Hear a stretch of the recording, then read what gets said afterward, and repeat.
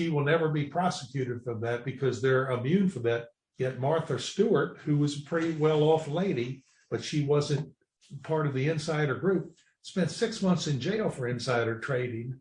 It's absolutely insane what politicians get away with. All right, well, Rodney, since you mentioned that, again, we're in April, and last night on the news, I heard that Pelosi's former assistant is being nominated to be on the board of SEC, the Securities and Exchange Commission. Of course. And she takes advantage of that. Oh, that somebody's calling Rodney in the middle of our phone. Stuart, I'll call you back. They're going to have to call him back. Okay. But in any event, it's supposed to not ring. The other example I wanted to mention, and people are aware of this, for some time the government has wanted to promote solar energy. I mean, we all would love solar energy to work.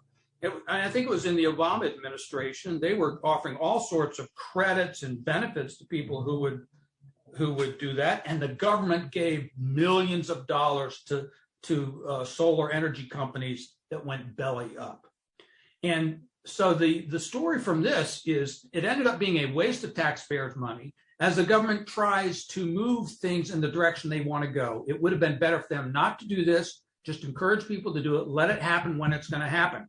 And we know in Frederick, Maryland here, we had a solar panel business here right in downtown Frederick that moved away, and I think it went overseas. The reason being, it was not economically feasible. They felt, and I don't know what nation they went to, whether they went to China or wherever, but it wasn't economically feasible at that time. Well, it was SolarX. I can tell you who it was. Yeah. Because a friend of mine has the first solar-powered service station in the United States, which is in Albany, Maryland. If you go to Albany, Maryland, you can see if they still have the solar panels on it. And I've known Bob since he was 4 years old. He's now like 58. I asked him, how much of the electricity do those solar panels produce for your service station? He's like, Rodney, it's a joke. Less than 4% of what we need. But at one time, his particular company owned SolarX. Let's move on. I want to bring this to a conclusion as soon as I can. Now, I encourage you to go to my website, www.cpaulsmith.com. You can buy my book, The Capitalism Argument. You'll find it very helpful. I want to mention, with your help, really quickly to go down through some of the elements that relate to both capitalism and socialism. Do a little contrast comparison. In ownership of property. In capitalism, who owns the property? The purchaser, whoever the ordinary citizen. In socialism, it's the state. Yes. Which system promotes productivity and creativity? Capitalism. Socialism does not at all. And same with incentive. It exists in capitalism, but does not in socialism. How about living where you want? Capitalism. You have that choice. You can be employed where you want. Same thing. You can start your own business if you want. You can retain the profits. Belief in God. I want to mention this briefly. On the one hand, it has nothing to do with the economic system, except Marx and Lenin, and going down to through the socialists of today, they make it a point to go after God. And they are, for the most part, are atheists. They didn't have to. But I find this association significant. I don't think it's, again, a part of the system, except the two are related. They're very close together. But can I just cite one other thing real quickly? I find America very exciting for all these, particularly for students or whoever, if you love our national parks. Here's one thing you got to know. The United States under Teddy Roosevelt, under capitalism, came up with the idea that all of our precious places would be owned by the citizens of that entity, the United States. You go overseas into Europe and all, royalty owns all the precious places. Mm-hmm. And that's a significant difference. You can go to the national parks.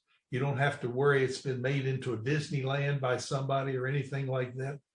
We, as ordinary citizens, we all have an equal share in our national parks. Great point. All right, let me mention just a couple more elements here. Wealth. Capitalism has produced more wealth than any other system.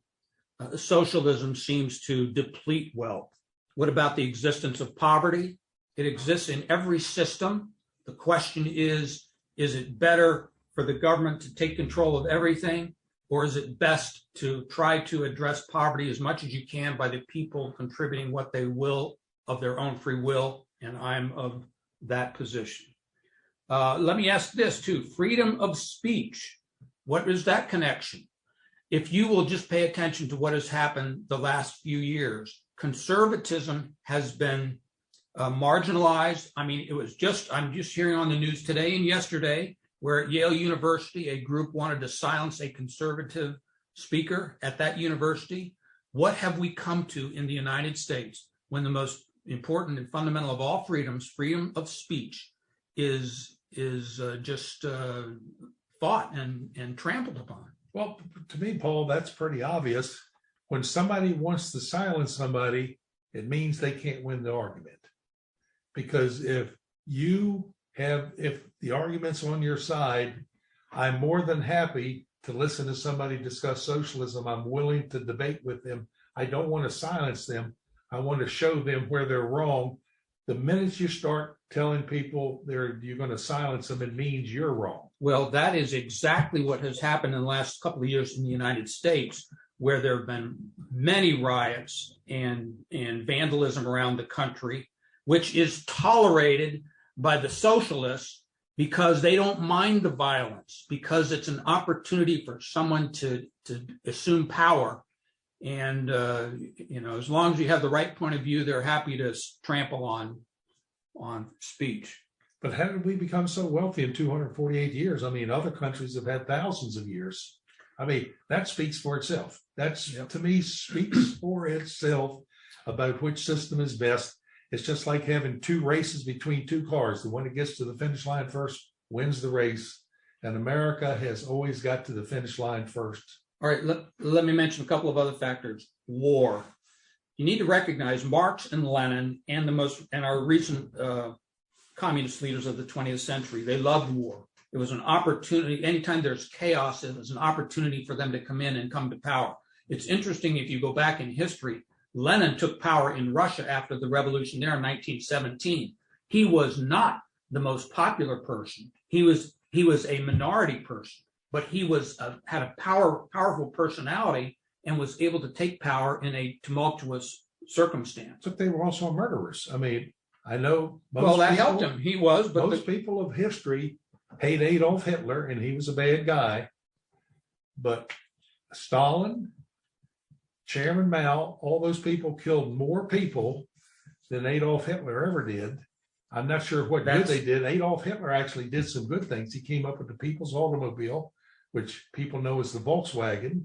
He came up with the interstate system of highways, which is the Autobahn. And one of our greatest presidents, President Dwight D. Eisenhower, who was of German extract, he's the one that came up with the interstate system for us because he realizes, as American general, you need ways to move your military equipment around in your country if you're going to survive a war from an enemy attacking you. So it was through their murders and exercise of power that they stayed in power. And to this day, right now, you've got the Ukraine nation being attacked and demolished by Russia. And again, it's just a bald, bare exercise of power to try to extend socialistic and communist authority. Let me mention a couple other things. We've got to wrap this up. I want to talk about education briefly. Education is a tool of the socialist leaders to help them maintain power. You badmouth capitalism, and and that's what's happening in our education system in America, unfortunately. I'm grateful I can be around to help my kids and grandkids correct some of the things they're learning. Well, I'll just make one comment, particularly if high school students listen to this. I'm a pretty old guy at 78.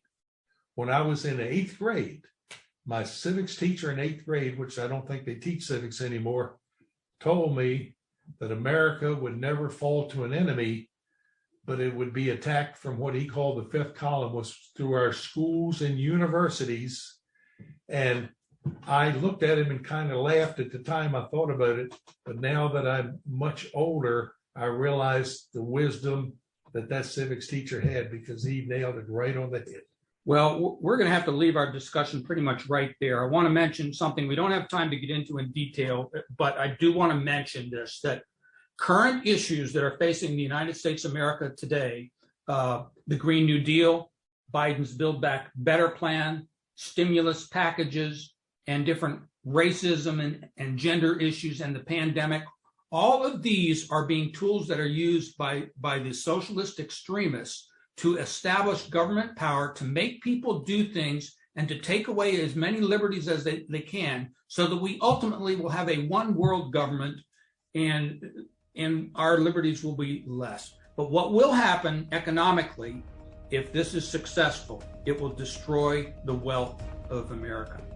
Well, we hope you've enjoyed our discussion today. We'll have another exciting discussion on another time. Just remember this, the liberties we enjoy in America can be maintained only when its citizens are moral and informed participants in the democratic processes. Closing argument will help us to do this. Again, I invite you to go to my website, buy my book, The Climate Change Argument. We didn't even talk about that. The Capitalism Argument. We'll talk to you next time. Take care.